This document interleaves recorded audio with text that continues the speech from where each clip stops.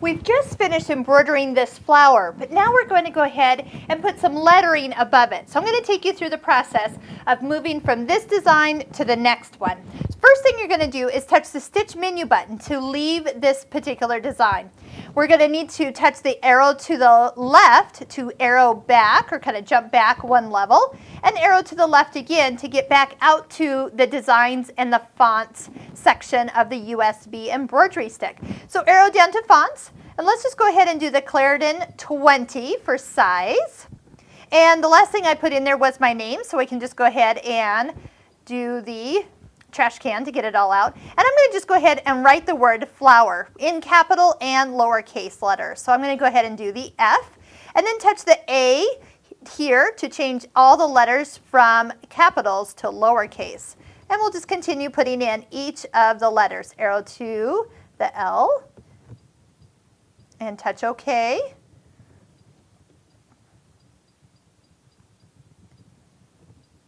Arrow up to get back to the E the easiest way, and then all the way back over for the R. Okay, when you're ready to actually embroider, touch Program. So that's the second thing to always remember. How do we get to the embroidery screen? Touch Program. All right, it will move it into position. It tells me to put the 120 by 120 hoop on, so touch your hoop, and arrow to the hoop size, and then arrow to the right.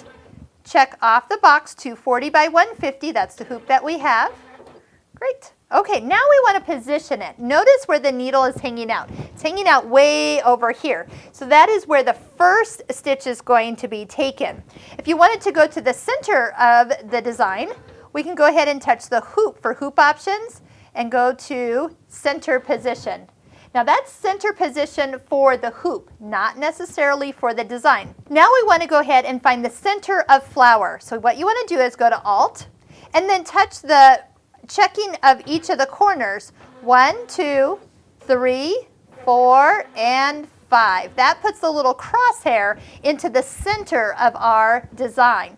Now when I move it up, I can see where my needle is in relationship to the design. So I can see that my needle is just, it's about 1/4 of an inch to the right of the center line. And I had centered this design on my crosshair. So if I wanted to line this up based on what I've already embroidered, I can just use the arrows and move it back to the side until my needle, when it comes down, will come down right on that particular line. Okay, next I want to see, did I come up far enough?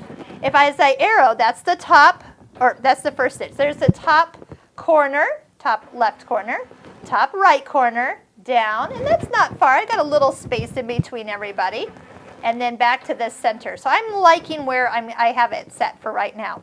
Touch Alt to come back, and you can even still see a plus in the middle of the design to indicate that's where the needle is. But as soon as I push Start, it's going to move back over here to the beginning of the F.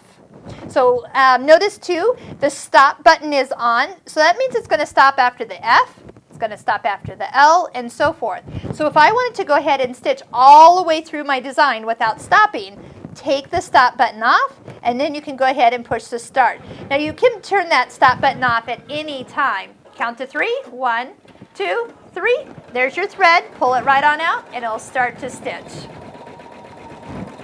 You want to see how pretty this turned out? Look at that. With the thread cutter cutting between each of the letters, you don't have any work to do. Here, it's all ready to go, and look how pretty the final result is.